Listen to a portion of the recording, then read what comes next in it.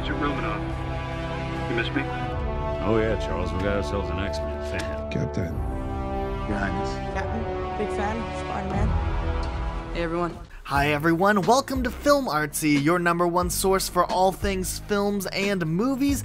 My name is Eli, and Ant-Man and the Wasp was overall a pretty solid movie. We've done quite a bit of coverage on this movie so far, and if you haven't checked out those videos, check them out for sure because we've done a full review on the movie, along with a more detailed video on how Ant-Man and the Wasp connects directly into the Avengers. But there's actually a lot of little tinier Easter eggs hidden throughout this movie that shed light on more things going on in the universe, along with fun little nods into things that have existed in the comic books past, and possibly potential hints that are upcoming in future films. So we're going to talk about that today, but before we begin, make sure you guys are following us on our new Instagram account, link in the description down below. If you're a fan of Marvel, this is the perfect place for you. We run special questionnaires here on YouTube in the discussion tab, and we reveal the answers over there. So we have this really cool integration going on, so make sure you guys are following Film Artsy on Instagram. So one of the first and most obvious Easter eggs we had in Ant-Man and the Wasp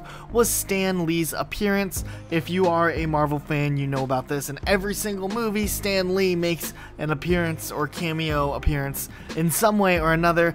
This time he is in front of his motorcycle that gets shrunk down by one of the shrinking discs, and he makes the comment that the 60s were great, but now he's paying for it. And it was just kind of a funny quip. He's in every single movie, and it's cool to see that this is a tradition that is continued to be carried on in Ant-Man and the Wasp. We see the introduction of the character Bill Foster, who worked on Project Goliath, which plays a couple of different Easter eggs here. In the comic book series, Bill Foster plays as Black Goliath, or Giant Man, and he has the ability to grow in size. They kind of have a small dialogue about growing in size and the technique of doing that with the quantum energy particles. Either way, while we don't see this character playing as Giant Man in Ant-Man and the Wasp, we do see a return of this older character from a classic hero comic book series from kind of before. Kind of like how Hank Pym was Ant-Man and kind of still is Ant-Man, in the same sense that Bill Foster was Black Goliath and Giant Man, and we don't know if we'll see him in the future taking on that role again, but it's cool that they pay homage to the sense of older superheroes that have existed long before Iron Man was a hero in the MCU. It kind of doubles down that there have been heroes long before Iron Man, and that there will continue to be heroes after Iron Man, even if they're just referenced and they kind of build this world from before the events of the initial first MCU movie. And to further tie this together, in Iron Man 2, when Tony is talking to Jarvis, he looks for information on several different projects, including Pegasus, Exodus, and one of them was Goliath. Tap the Oracle grid. I need some stuff out of storage. Give me everything from projects Pegasus, Exodus, and Goliath. Get ready for a major remodel. Back in hardware mode. Which actually pays homage, or maybe was an early hint that this would eventually come in a future movie. And that's really cool that this is from way back before the first Avengers movie, that we were seeing kind of these references to the technology and the Ant-Man and Wasp storyline, which is a really neat Easter egg here. We also have another nod with Lawrence Fishburne's character as William. On the back of the blackboard, there's a little text that says Matrix, which is a terminology often used in math and higher forms of algebra and calculus, but also is an obvious nod to the movie Matrix, which was probably Fishburne's biggest movie he's been in. If you thought the scene that showed young William looked really good and really realistic, you're probably right, because actually young William was played by Lawrence Fishburne's real son Langston.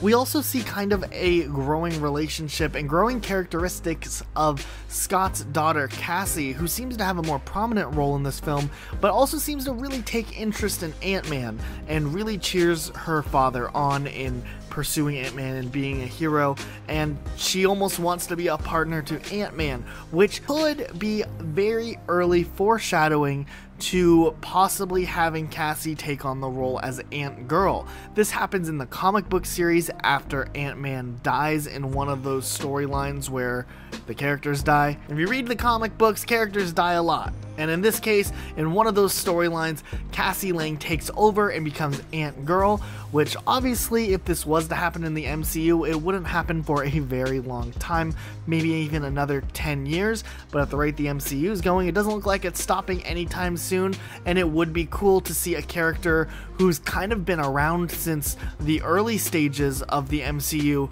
take on a role as a superhero 10 years later when the character would be old enough to kind of be a young superhero.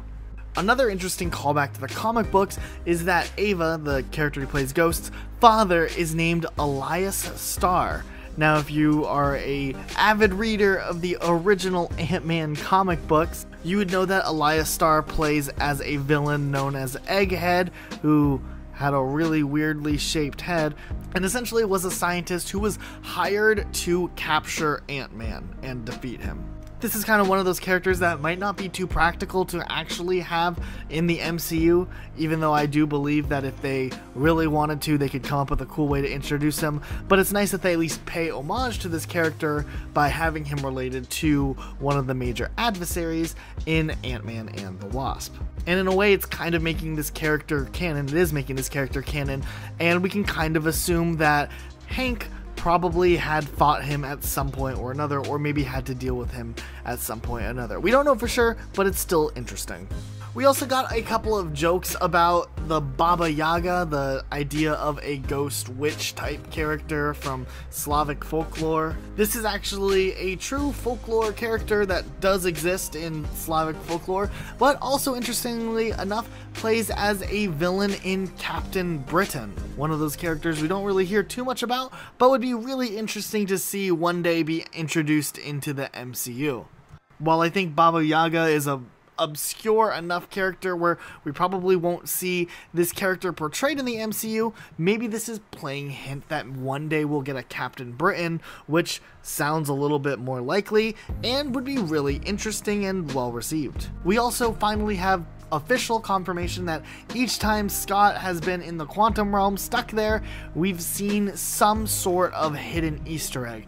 In the first Ant-Man, there's apparently a frame where you can just barely see Janet, who played a major role in Ant-Man and the Wasp, in the quantum realm there, and apparently in the post-credits scene after Scott is stuck in the quantum realm, there is something, probably just one of those one frame scenes that we would need to be able to stop and go frame by frame, and there's no official confirmation as what it is. There's been a ton of speculation that it's Thanos, that it's some other character we haven't seen yet, and it's going to be really interesting to see how this plays out, because we're not really going to be able to have a good assumption on what this is until after the movie is digitally released and we're able to look through it frame by frame. But you guys know, as soon as we are able to get our hands on that Blu-ray, we'll be going through it and figuring out exactly whatever this hidden Easter egg is in this post-credit scene.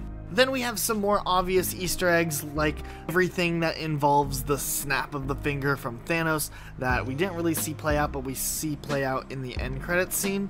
These are obviously connected to Avengers Infinity War, but one thing that's really interesting is that in the post-credits scene, we actually see, or at least we hear, the emergency alert sound playing a little bit after the events of the snap of the finger, which is actually the most into the events after Infinity War we've seen so far since Infinity War.